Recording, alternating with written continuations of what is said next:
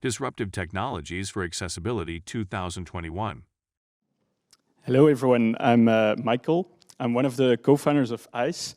Together with Vincent and Wilm, we started our journey about 9 months ago.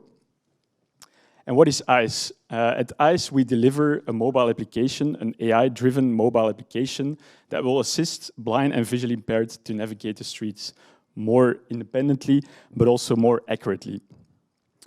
The story started actually with a visually impaired friend of ours called Bram, and he told us about the difficulties that he encountered while navigating the streets. He uses a white cane to guide him, but also a GPS app. And some of you may know or not, but GPS isn't inaccurate enough to guide them from A to B. And what do? So together with the two co-founders and I, we all have an AI background, and we started thinking, hey, is there an opportunity that we can leverage computer vision within AI to assist blind and visually impaired to navigate them? And what we set out together with Bram and all the other people that we interviewed is that the 5 problems that are in the slides is that, for example, blind and visually impaired can't detect the pedestrian lights. And even if there are rateltickers or accessible pedestrian signals, it's often hard to locate them, or if there aren't any APS systems, it's also just hard to just use your hearing while crossing. But it's not the only problem. They also often bump into objects. For example, if you're walking on a sidewalk, there can be some sort of bicycle or garbage that you can bump into, and you can't feel in advance with your white cane. And moreover, also locating the crosswalk, that's also a hard challenge that you can't do with GPS. And all these things we want to solve by leveraging the camera. But moreover, there is also a problem related to cities. For example, in this case, for cities, it's hard to make your city accessible. And we focus currently on APS systems, or ratelticker in Dutch. And an APS system is literally a push button that will make noise, and you'll understand whenever it's green or red. But the hard thing about it, it costs a lot for cities, and it's not everywhere. I'm from Belgium. Only in Antwerp, only 40% of the traffic lights are equipped with such a system. The Netherlands is much better at doing this. But in general, across Europe, but also in the US and Canada, that's a hard challenge to make your city accessible. So what we do is an AI-driven live navigational assistant. So we see ourselves as a GPS stack, but on top of that, we have the computer vision stack. And what does that mean? So the camera of your smartphone looks while you do your walks. So basically, a sighted person analyzes the world with their 2 eyes, and we want to mimic that by leveraging the camera of your smartphone.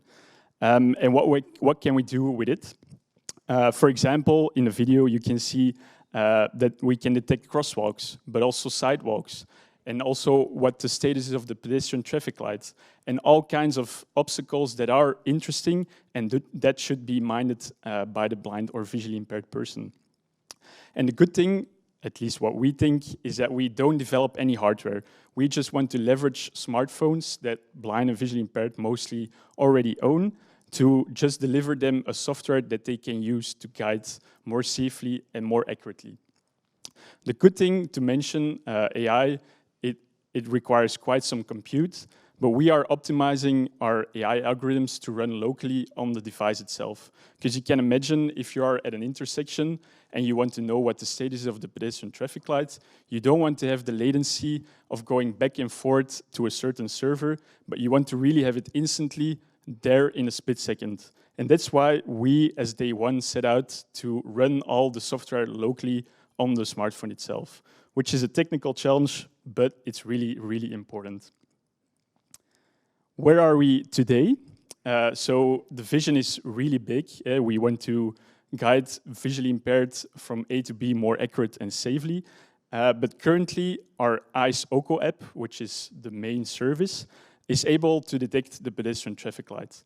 So whenever a blind or visually impaired person enters an intersection, he or she can grab his phone, and our camera will detect the pedestrian traffic light using our computer vision algorithms.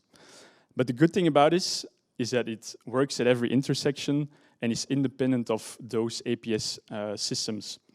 So at an intersection, the phone, you take out the phone and the camera detects the light. It generates an audible and haptic signal to inform the user whenever it's safe to cross.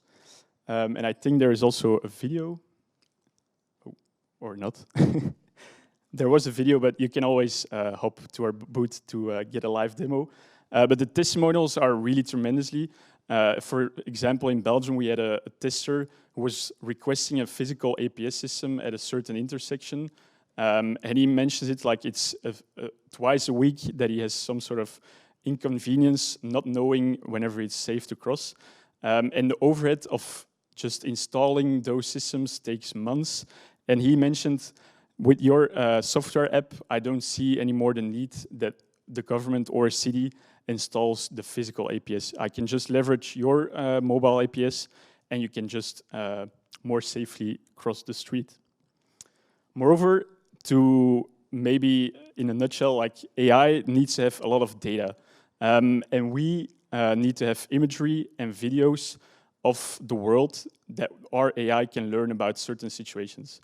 So therefore, we launched a second application called OOC Campaign, which is a data campaign to collect data amongst the community. So we're really relying on blind and visually impaired, the community around blind and visually impaired, but also volunteers to collect data while walking on the streets. So you can just pick up the camera while walking, you can film your route and upload these images or videos through our OOC Campaign application.